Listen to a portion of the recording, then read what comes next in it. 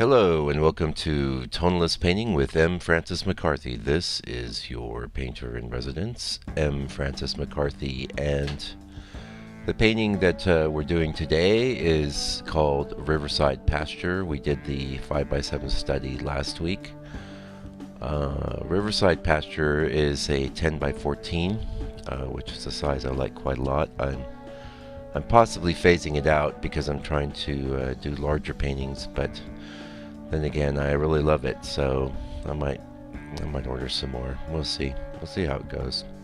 I am re-recording the audio today. This is Monday here in New Zealand. I did have a video up yesterday, and with a pretty good lengthy rant on it, and I may get into, and I probably will get into the same sorts of issues that were in that rant. However, I think I was probably being a little too specific, and I do not want to offend anybody, especially here in my town, with my opinion. Now, it is just my opinion. You'd wonder, well, why would anyone get offended? But as we all know, people do get offended, and they get offended very easily, especially when their egos get pricked, right? So we're not going to worry about that. Basically, the rant that I was on, and it's not hard for me to repeat it because it's the same old thing for me. It's just some of the work that's being done, quite a lot of the work that's being done. It's just I have to wonder if these artists ask themselves why they're even painting, what it is that they're trying to bring into the world, why should we be looking at it? And these are the sorts of questions I think we should all be asking ourselves as artists all the time. Why should somebody look at this painting I've done? What's going to be the payoff for them? Why does it matter, you know? And what am I trying to say? And is what I'm trying to say something that needs to be heard? Is this going to help or hurt people, or what? And the other thing I try to get across is that at least in my own work, I'm always shooting for a certain standard of beauty, and also, I don't like overt saccharine beauty. I mean, those sorts of things, they don't go down too well. But, you know, sort of a sublime, mysterious quality that something that will engage you over time. That something that makes you think about the scene and the time of day, the reality, something that makes you appreciate nature and makes you appreciate painting as well. That's what I'm shooting for. That's what I'm looking to spark, and you know, I'm aware I don't always succeed at that, and maybe I don't succeed at it as often as I could or should, but it's important to have something to shoot for, and it's important to have something to shoot for that is actually worthwhile. And this is the kind of thing that's going to help support you in your work over time.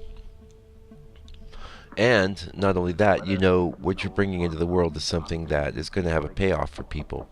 Now, if what you're bringing into the world is something that's just ugly and clever, usually they go hand in hand in the modern art world, I have to say. So many clever people out there, and they are very clever, very bright people, and they're doing clever work, and it's oftentimes quite ugly.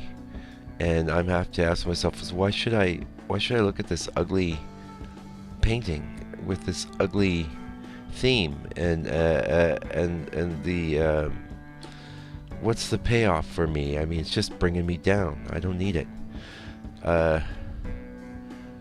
You could say, well, you know, it's about peeling back the layers of reality, and it's showing us how the world really is. You know, it's like, yeah, I can see the ugliness in the world. I think we all do all the time. It's no escaping it sometimes. And what's the value in that, though? I really don't see any intrinsic value in it at all. And so in my rant yesterday, this is basically what I was going after. The places where I maybe fell short was being a little too specific as far as my targets, and it's never my intention to hurt anybody. And I do feel that if what you have inside you is a bunch of ugly art, then go ahead and paint it. And as a matter of fact, go ahead and show it if you can get a gallery to put it up. I just don't want to look at it. It pisses me off. It triggers me. Pardon me. Sorry, I'm sure that was quite loud. This is a morning thing, and because I had this whole video up and buttoned, I don't believe there's been an occasion. I may have been an occasion in the past where I took a video down because I'm shooting my mouth off too much, and this is a problem I have. But I realize most of my audience is scattered all over the world. So, but there are a few here in town too, and so no sense in getting anyone else offended because, wow. People get invested in what they do, even if there's really no reason for it, even if there's absolutely nothing special about their work or nothing that's particularly moving. And to me, if that's your art, then go ahead and do it. Fine. I really don't understand it, and I guess what I'm also trying to say is, like, when I was younger, I liked drawing monsters and demons and skulls and things like that. And it's not like I'm saying everything's got to be nice and pretty, I make an analogy with music. It's like so much of this modern rap music is very, very ugly and very coarse and lacking in melody and the antithesis of beautiful. And I don't have to hear it in my house, but oftentimes I get to hear it in the neighborhood as people are driving by. You hear it around, and I always say to myself, "Gosh, that's really ugly." And how could you have a really nice life if that's what you're listening to all the time? But I do realize that some of the music maybe I liked when I was a kid, it was just rock and roll, but that's kind of ugly, definitely, in comparison to, say, classical music or something. And I'm not saying that all you should listen to is classical music and all you should paint is really pretty pictures. In fact, the word pretty is not appropriate at all. Beautiful, moving, sublime, mysterious, evocative. These are the sorts of things that you should be going for, I think, and hopefully it's the sort of things you like if you are looking at this channel. Anyway, that's probably enough of that. You guys have heard it from me before, and I do get triggered, and I just don't understand it. I really don't. But whatever, let's talk about something else, eh?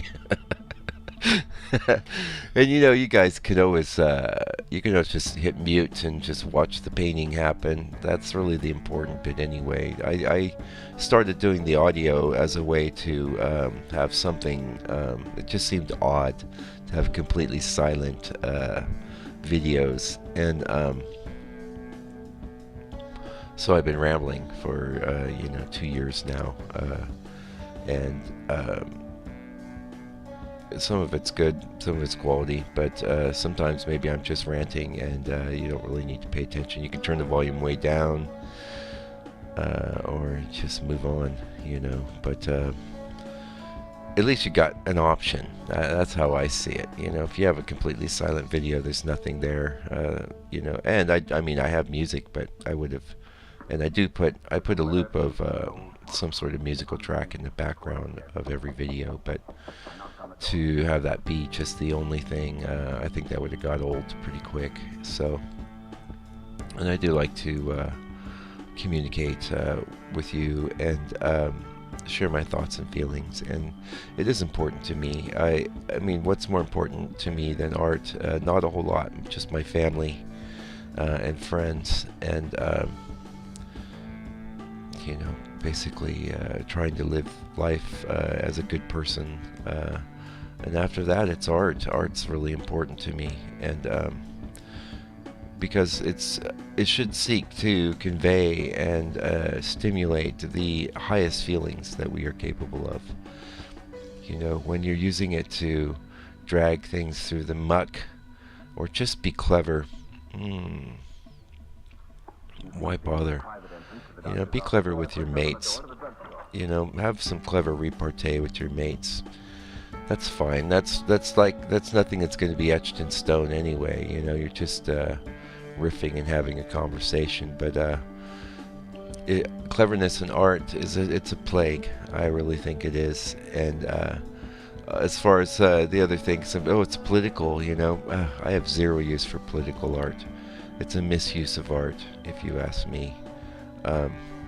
The problem really is that political situations are always changing and in flux, but art, if you create a painting, you're creating a political painting. Now, I might make an exception, say, of Guernica by Picasso or something like that, but let's face it, for every Guernica, there's 10,000 really poor politically oriented works of art out there. So it's really not a great plan, if you're asking me.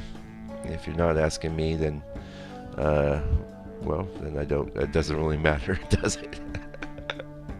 Anyway, I know this has been rambly, and it definitely, trust me, not as good as the audio from yesterday, but like I said, I had to take it down. I sat there last night and give it a listen. I was like, ooh, I'm getting a little too specific there.